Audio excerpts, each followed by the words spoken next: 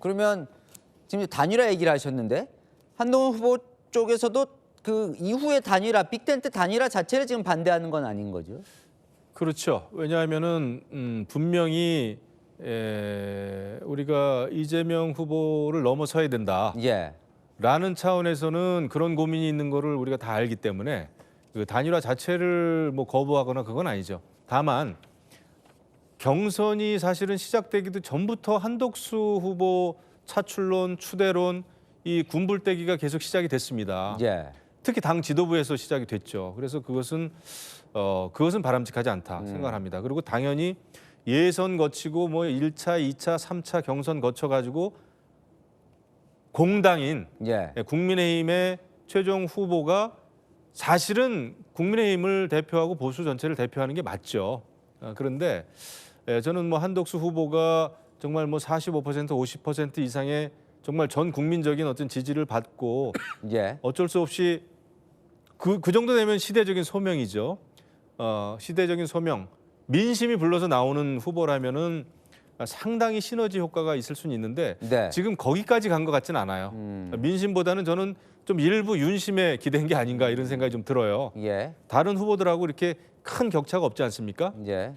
그럼에도 불구하고 한번 시너지 효과 말씀하셨는데 시너지 효과를 낼 수 있는 단일화가 된다면 그걸 누가 마다하겠습니까? 하지만 아직 경선이 끝나지 않았고 지금 우리 경선 과정에 있기 때문에 우리 당 내에서 충분히 이재명 후보를 꺾을 수 있는 그런 경쟁력을 보이면 되는 거거든요. 저는 거기에 더 초점이 가 있어야 된다 이렇게 생각합니다. 김문수 후보의 중도 확장성에 대해서 말씀을 하셨기 때문에 이재명 대표도 저는 중도 확장성은 없는 후보라고 생각합니다. 비호감도도 높고요. 근데 지금 저렇게 가는 거는 중도 확장할 수 있는 정책 공약들을 계속 내고 있는 측면도 있다고 생각합니다. 그래서 우리가 지금 중도라고 표현하는 국민들은 대부분 이쪽도 선택하지 못하고 이쪽도 선택하지 못하고 어느 쪽을 선택해야 될지 예. 망설이고 있는 분들이기 때문에 그런 중도에 계신 분들은 정책으로 국민의 삶을 어떻게 바꿀 것이고 그분들의 삶을 어떻게 바꿀 것인지 정책으로 그분들의 마음을 잡아야 되기 때문에 중도 확장의 문제는 결국은 후보가 확정되고 나면 아까도 말씀드렸지만 당에서 내는 정책이나 공약들을 가지고 그분들을 알겠습니다. 공약할 필요가 있다고 생각합니다. 윤태훈 시장님, 그럼 좀 두 후보가 계셔서 좀 죄송스럽긴 하지만 두 후보가 지금 치열하게 해서 이제 결승까지 갔는데 왜 이게 한덕수 하는 얘기가 나오는 건 왜 그렇다고 보십니까? 냉정하게 말했을 때요. 예. 과거에 보면은 뭐 고건, 예. 반기문, 예. 고건 뭐 동부정 잘 아시겠지만 고건 총리 결국 스타트도 못 해보고 접었고 예. 반기문 총장 한 20여일 만에 접었고 그다음에 이제 뭐 대한민국 안철수 2012년 근데 예. 좀 끝까지 한번 가보다가 결국은 이제 후보 사퇴를 하고 단일화가 됐고 심지어 2017년에 황교안 예. 대행도 꽤 있었어요 지지가. 제가 볼 때 한덕수 대행은 이분들보다 훨씬 약해요. 약간 만들어진 부모 그러니까 진짜 바텀업으로 해가지고 국민들이 한덕수 해가지고 올라온 게 아니라 보수 진영 일각에서 아 이거 뭐 없나 이것도 안 되고 저것도 안 되고 여기는 마음에 안 들고 라고 해서 저는 만들어진 게 되게 크다라고 봅니다. 그래서 실제로 보면 지금은 기대감보다 예. 피로감이 높아지고 있는 것이고 그리고 이분이 지금 하는 걸 볼 때 제가 생각할 때는 요 뭐 보도가 좀 나오지 않습니까? 뭐 이런 걸 하고 있다 저런 걸 네. 하고 있다 5월 1일 날 2일 날 한다. 확 튀겨 올릴 만한 뭐가 있는지도 잘 모르겠어요. 한덕수라는 분이 올라갈 수 있는 거 하나는 되게 이게 부정적인데 여기 주자들이 계속 안 될 것 같다라는 거 보여주면 한덕수 대행은 조금 더 올라갈 겁니다. 예. 시너지 효과가 있는 게 아니라. 그래서 저는 지금 한덕수론이 국민의힘이 아까 제가 말씀드릴 때 4강전부터는 조금 괜찮아지는 것 같다라고 했잖아요. 이걸 계속 누르고 있다라고 보고요. 그리고 한덕수 대행의 뭐 일부 지지가 있는데 이건 늘 그렇습니다. 긁지 않는 복권에 대한 기대예요. 정치 안 하니까 정치하면은 좀 정치적이지 않을 것 같다라는 인물인데 정치로 나오면은 그 기대는 거쳐지는 것이고 그래서 그러면 좀 지금요? 이해가 안 되는 측면이 많아요. 지금 여론조사를 하나 제가 말씀드린 게 보여드릴 아니라. 건데 지금 이제 한덕수 권한대행이 출마했을 경우에 다른 이제 지금 출마해 있는 국민의힘 주자들과 비교해 보면 단일화에 공감하는 응답자들을 대상으로 하면 압도적으로 한덕수 대행이 지금 일단 높은 걸로 나오는데 단일화 공감 응답자니까 그러한 것이고 그 저는 저것도 예. 후보가 한 명으로 되면 바뀔 거라고 바뀔 생각하고요. 거다. 과거에 고건 예. 당할 때도 열린우리당 주자 중에서 거의 80% 이런 식으로 나왔었고 예. 뭐 반기문, 안철수 때 가상 대결로는 저거보다 더 다 높았어요, 사실. 예. 예. 제가 봐도 한덕수 권한대행은 이제 막상 사퇴를 하고 출마 선언을 하면 찻잔 속의 미풍에 그칠 가능성이 커 보여요. 예. 예, 왜냐하면 지금은 이제 정말 그 칼집에 있는 칼이라 그 칼이 굉장히 무섭게 느껴집니다만은 막상 나와가지고 선택해야 될 게 너무나 많잖아요. 국민의힘에 입당하기도 뭐하고 그러면 그냥 평당원하고 모든 경선을 거친 최종 후보하고 단일화하는 건데 얼마나 모양이 이상합니까? 예. 그러면은 무소속으로 나와야 되는데 예, 무소속 후보가 뭐 7, 8%, 뭐 10% 정도밖에 만약에 지지율이 안 되는 예. 그런 후보하고 시너지 효과가 얼마나 나겠는가? 이런 걸 생각했을 때는 저는 한덕수 후보는 나오는 순간 굉장히 좀 어떤 거품이 꺼지지 않을까 생각이 들어요. 예. 그리고 제가 사실 화가 나는 거는 물론 한덕수라고 하는 후보하고 힘을 합쳐서 우리가 전체적으로 시너지 효과가 나오고 우리가 가지고 있는 현재 파이보다 커지면은 좋은 거지만 예. 여태까지 경선을 엄청나게 좀 경선에 걸림돌이 됐던 거 아닌가요? 네. 저는 그렇게 봅니다. 오히려 8명, 4명, 이제 2명으로 줄었습니다만은 이 엄청난 제가 볼 때는 상당히 뭐 품격 이런 걸 떠나서 상당히 그 흥미가 있었어요. 나름대로. 그렇다면은 이게 더 상승 효과를 내려면은 한덕수의 어떤 바깥에서의 군불대기가 없었더라면은 더 좋았겠다라는 생각이 저는 드는 거죠. 홍준표 후보가 오늘 탈당, 정계 은퇴, 서울 시민으로 돌아간다라고 하면서 그 직전 몇 번 어제부터 오늘까지 페이스북에 글을 좀 격정적인 거 몇 개나 그렇죠. 썼지 않습니까? 워낙 또 직설적이신 분이고 아마 홍 후보는 어제쯤에는 이 흐름을 느꼈던 것 같아요. 예. 아, 내가 좀 어렵구나 이걸 느끼면서 좀 속에 있는 이야기를 했더니 제 공감 가는 게 많았어요. 대권보다는 당권에 관심 있는 사람들이 결국 뭐 이러는 거 아니냐. 그러니까 실제로 한덕수가 강해가지고 대통령 될 수 있을 것 같아서 미는 건지 네. 그럼 이해라도 되는데 그것도 아닌 것 같다라는 게 이제 홍준표 후보가 직설적으로 이야기했고 저도 좀 공감하는 편입니다. 근데 이제 이 한덕수라는 이름이 나오기 시작한 건 지금 국민의힘 주자들만 갖고는 아까 삼자 대결 보셨지만 많이 밀리다 보니까 그러면은 뭔가 더 만들어서 이렇게 시너지라도 내야 하는 거 아니냐 제가 그 이런 말씀을 드리고 싶어요. 여기서 시작되는 그러니까 것 같아요. 과거에 반기문이나 예. 안철수 같으면은 밖에 자기 재산을 가지고 왔어요. 네. 근데 제가 생각할 때는 이 한덕수 후보가 지금 가지고 있는 지지율은 여기에 있는 파이에서 쪼개가지고 있는 거지 예. 밖에서 갖고 들어온 게 아니라는 거죠. 아까 이제 삼자 대결 쭉 보여주셨지만은 자세히 보면은 그 이재명 대표가 다른 후보가 나올 때마다 다 비슷비슷해요. 그리고 네. 거기 없음 모름이 역대 대선보다 훨씬 많은데 제가 생각할 때 여기 없음 모름은 예. 국민의힘에 있다가 나간 분들이 가능성이 높아요.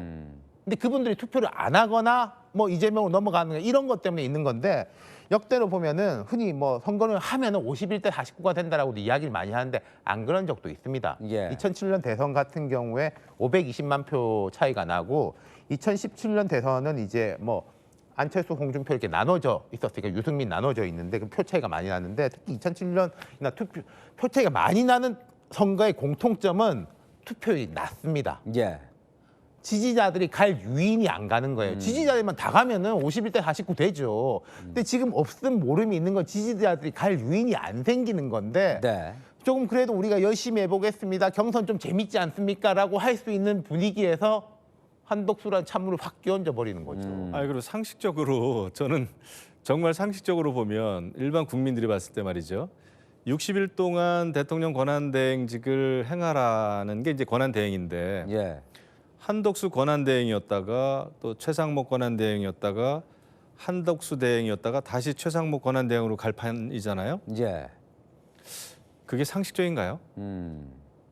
보통 때도 아니고 지금 비상시국이에요. 비상시국에서 대통령직 권한대행을 하고 있는 겁니다. 예. 그러면은 명실공히 안보와 경제와 모든 거를 총괄하는 더더군다나 지금 치러지고 있는 대선을 책임져주고 관리해줘야 되는 어떻게 보면은 정말 최고의 심판이신데 본인이 선수로 뛰어든단 말이죠.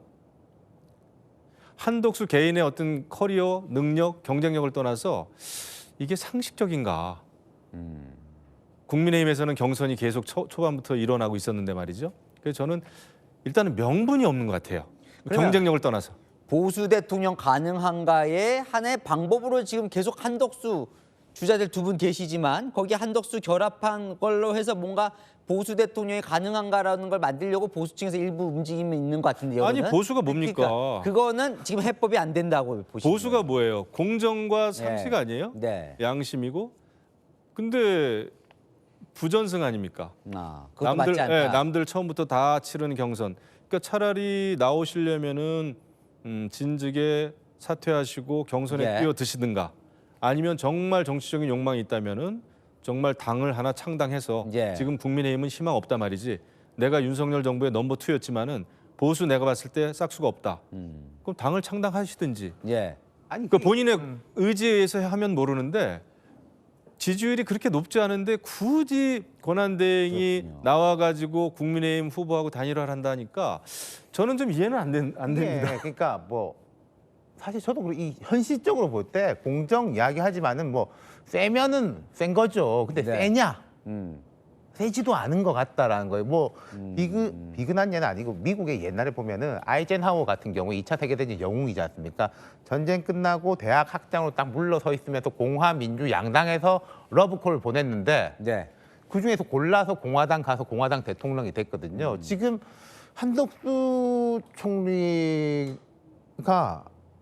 모르겠습니다. 제가 일반 시민들의 네. 생각하고 동떨어져 있는지 모르겠는데 그렇게 인기 좋은 인물인지 한번 되물어보고 싶어요. 저는 뭐 그 결론을 내고 지금 이야기할 것은 아니라고 생각합니다. 실제로 경쟁력이 있는지 예. 그것은 저희들이 단일화 과정을 거치면서 결국 판가름이 날 것이고 당원들이나 국민들께서 판단할 것이라고 생각을 합니다. 물론 권한대행으로서 쭉 역할을 다 마치면 좋겠지만 지금 어떻게든 이재명 대표를 이기고 보수 대통령 아니면 뭐 빅텐트를 쳐서라도 누군가 이재명이 아닌 대통령을 만들어야 된다는 그 열망이 있는 것이고 네. 그 열망을 결국은 어떻게 만들어갈 건가를 생각하다 보니까 아까도 말씀드렸지만 이게 뭐 약간 부전승처럼 보이고 다른 분들은 1차, 2차, 3차 거쳐왔는데 마지막에 단일화하는 것이 과연 뭐 공정하냐 뭐 그런 걸 떠나서 우리가 지금 반드시 대선에서 승리해야 된다는 그 명분을 가지고 그러면 조금 더 어떻게 컨벤션 효과를 내고 어떻게 조금이라도 더 경쟁력 있는 후보를 낼 건가로 돌아가 보면 예. 우리가 할 수 있는 방법들은 다 해보고 그리고 그 과정에서 최대한 우리가 그것을 잘 만들어서 거기서 또 한 번의 드라마를 쓰고 뭔가를 시도해 보자라고 하는 측면에서는 일단 저는 필요하다. 그리고 이것이 어떻게든 저는 국민들의 관심을 끌고 컨벤션 효과를 내고 대통령 후보를 내서 우리가 이재명 대표와 싸우는데 조금이라도 도움이 될 거라고 생각합니다. 정말로 경쟁력이 없고 실제로 출마를 해서 이것이 뭐 거품이었고 거품이 사라진다면 뭐 그때는 그것은 그 결과에 따라서 할 문제이고 그렇기 때문에 지금 저는 예를 들면 김문수 후보의 총괄선대 본부장을 맡고 있는 저로서는 김문수 후보의 경쟁력을 최대한 높이고 김문수가 어떤 사람인지 그리고 어떤 정치를 할 건지 어떤 공약을 할 건지를 최대한 보여주고 그 최대한 경쟁력을 높인 상태에서 단일화를 하고 최대한 열심히 싸워서 그 결과에 따라서 후보를 내면 된다고 생각하거든요. 이게 뭐 네.